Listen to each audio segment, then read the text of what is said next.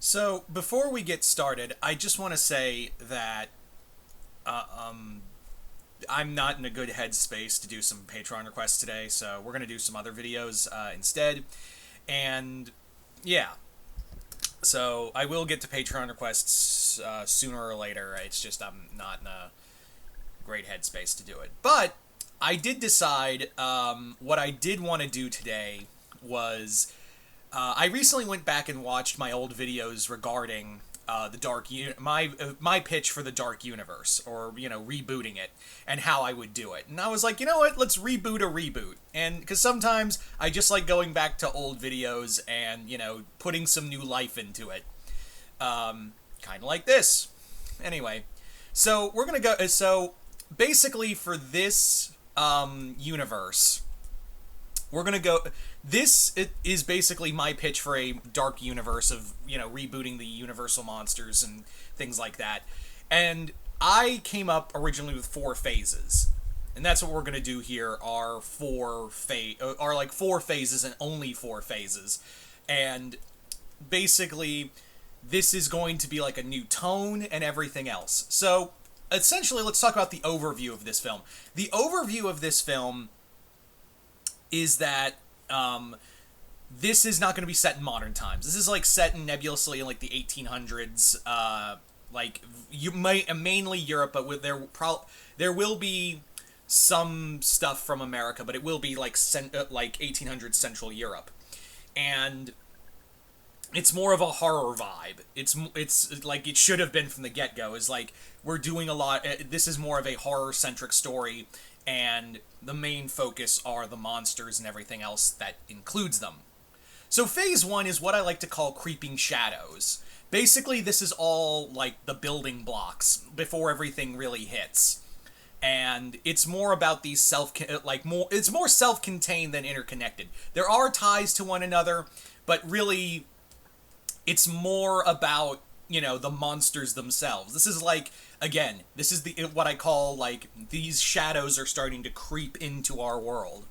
So let's get started with the first movie of this of this franchise, The Hunchback of Notre Dame. Even though, yes, kind of goes against it, but if Universal wants to keep adding them, fuck it, so be it. I will do the same thing here of bringing back the Universal monsters through technically the first Universal monster.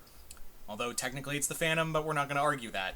So, in this story, this is going to be the most self-contained, and even like hide the fact that this is a, something of a bigger piece. This is just part one. And it really doesn't unlike Iron Man, this isn't like a setup for a new universe. This is basically a new story in which these all of this kind of like sets the stage, but it is focused on Quasimodo, who in this story, Quasimodo was found by, I forget the character's name, how they change it, but let's just call him Frollo for now. Of Frollo, who is he is the governor of not governor, but like judge of the head judge of France. He is the chief justice of there. I don't know what they call it exactly, but yeah. And he's basically gone through a lot of religious persecution, of hunting down Romani and of others of less desirables, as he calls them. And he's basically been using Quasimodo as his personal assassin. And Quasimodo has been lived... Because here's the thing. Quasimodo has lived such a, in this continuity, Quasimodo has lived such a sheltered life that only Frollo is there and gives him all these religious stuff and tells him, like, what is right and what is wrong. Quasimodo carries out his will, and by will I mean, like, he uses Quasimodo to hunt down and kill anyone who would oppose the, essentially what Frollo calls it, God's will. So that would be the overarching story. On top of that, Quasimodo would also be like at night he would see like like in his like he would be questioning what he would be seeing, like shadows moving in the dark. He would see red eyes looking back at him, and at night he at night he would hear all because he can see from Notre Dame most of Paris, and at the far end he can hear the most beautiful violin music from almost all the way to the Paris Opera House.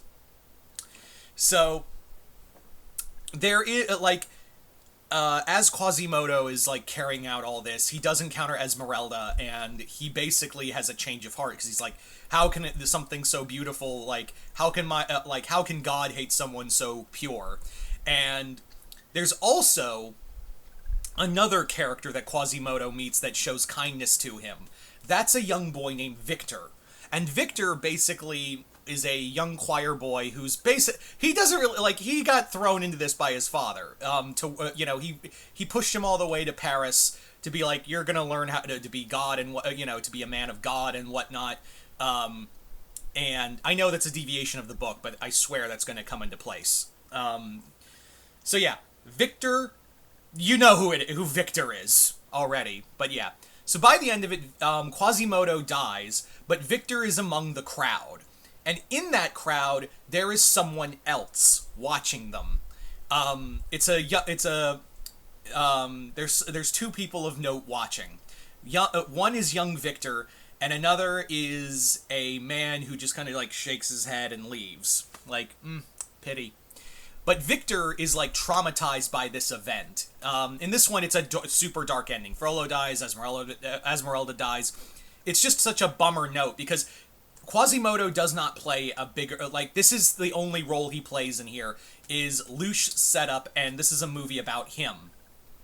So by the end of it, Victor is there. The only one who really stays there is Quasimodo's killed by the crowd. And he just kind of stays with him and, looks it over, and is like, you poor, pitiful creature, So Victor, that day, leaves the church and goes back.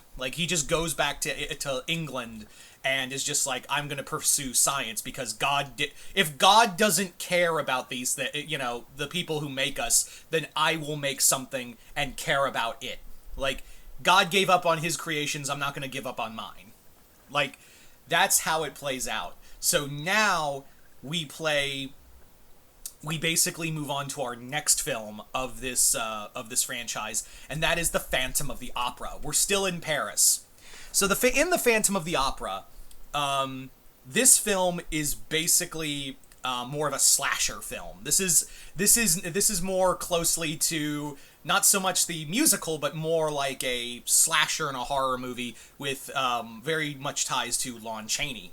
This would be a more brutal film. This is not a romanticized film. This is a scary ass phantom, and this would also have that character from before from Hunchback of Notre Dame come here, and he's back. That guy who keeps attending the Paris Opera House because he's interested in the supposed haunting of it, and that person finds Eric at the end of the film, who he gets defeated.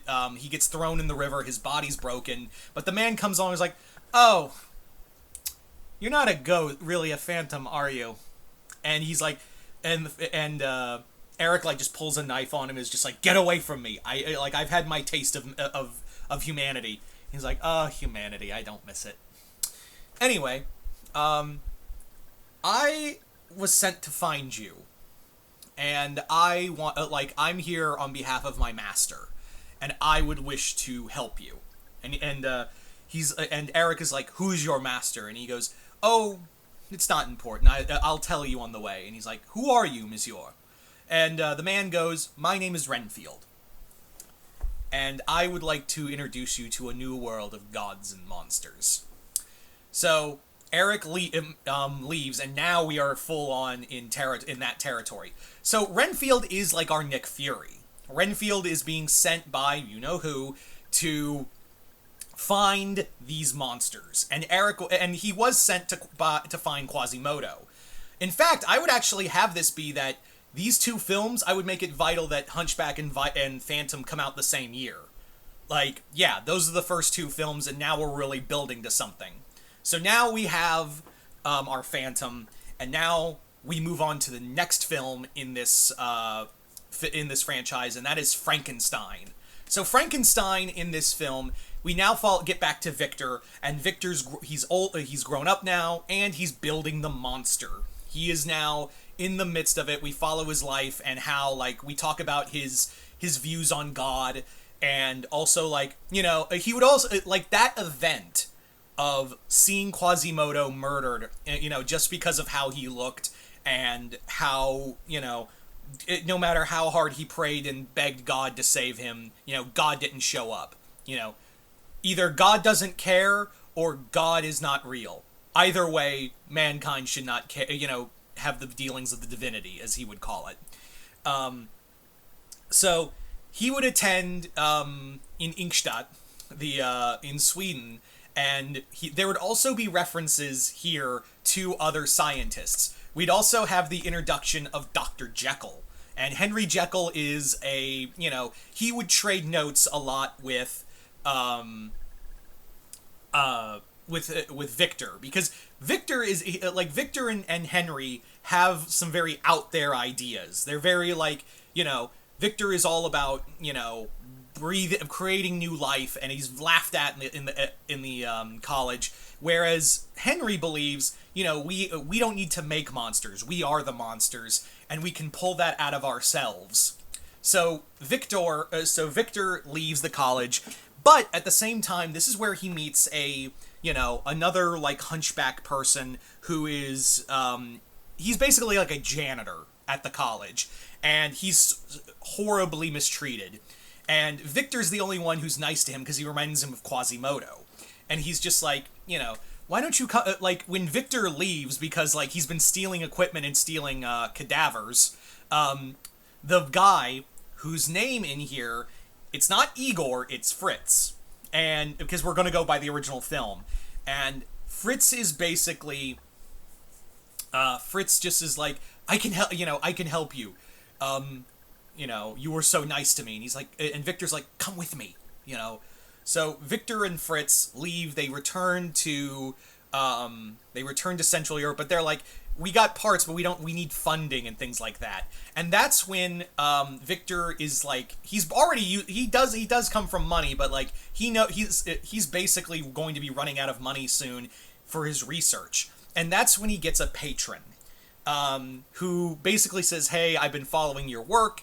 And it comes from a letter from Mr. Renfield, who basically says, my employer believes in your work and also believes in what you're doing. So he's gonna front the bill for you.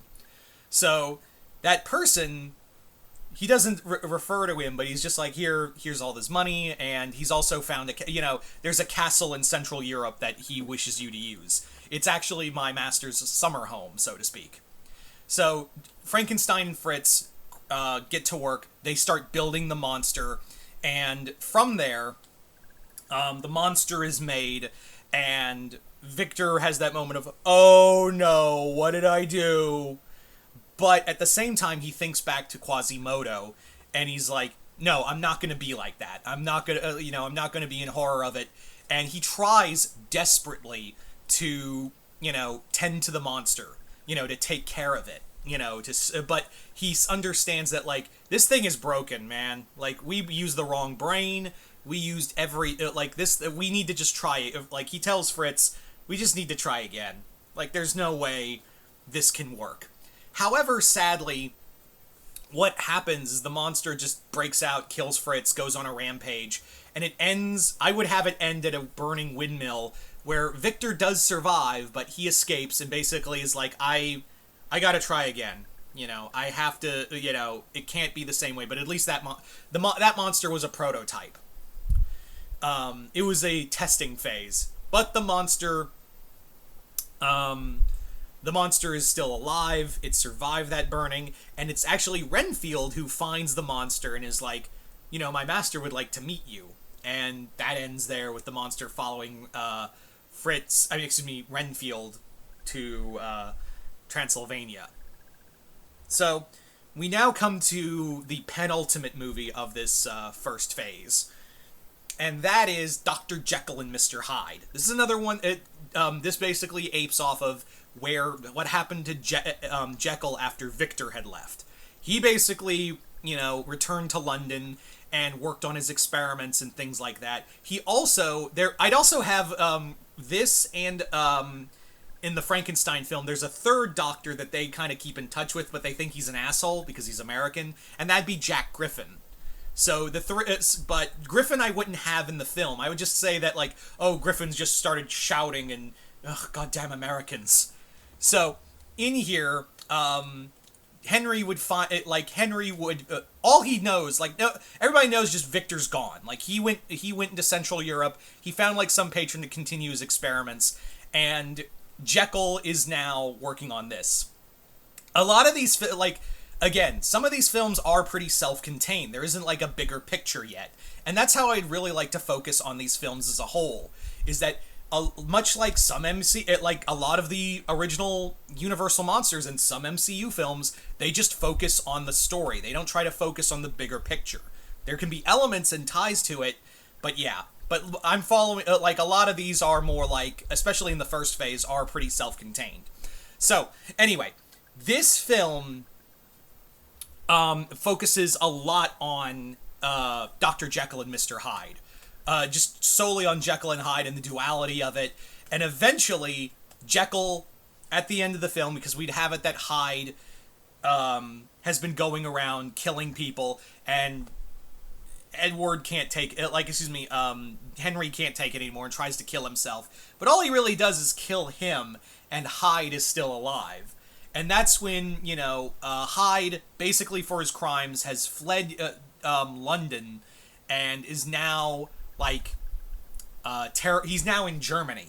And he's, he enjoys, he's taken all of Henry's money, moved from London to go to Germany, and is now, he's wealthy. He's among the wealthy elites, but he's even bought property and shit like that, but he's burning through money, and he's also, he's doing a lot of horrible things to people, but he has money to front it.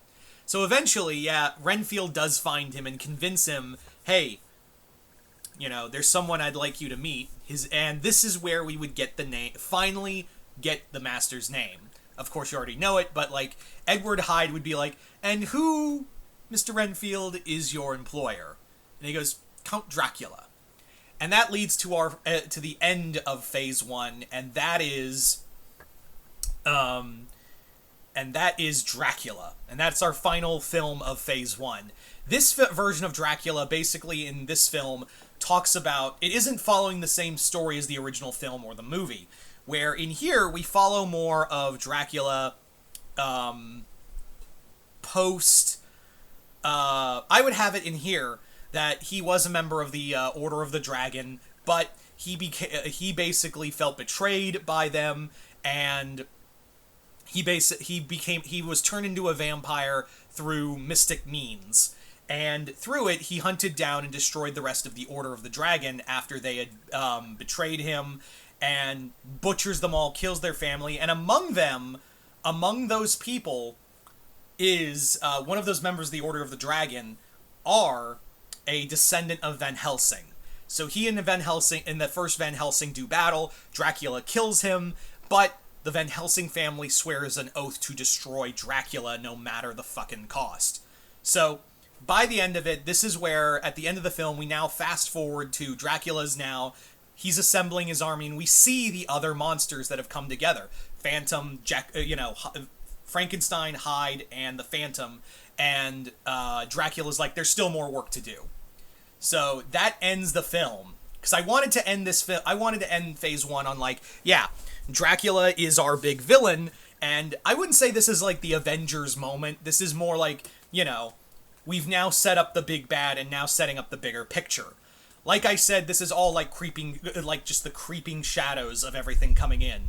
So you guys tell me in the comments below, what do you guys think of this Phase 1? Stay tuned because we're going to go right into Phase 2. So other than that, I hope you all enjoyed this. I'm Mr. Multiverse. I'll see you next time in the Multiverse.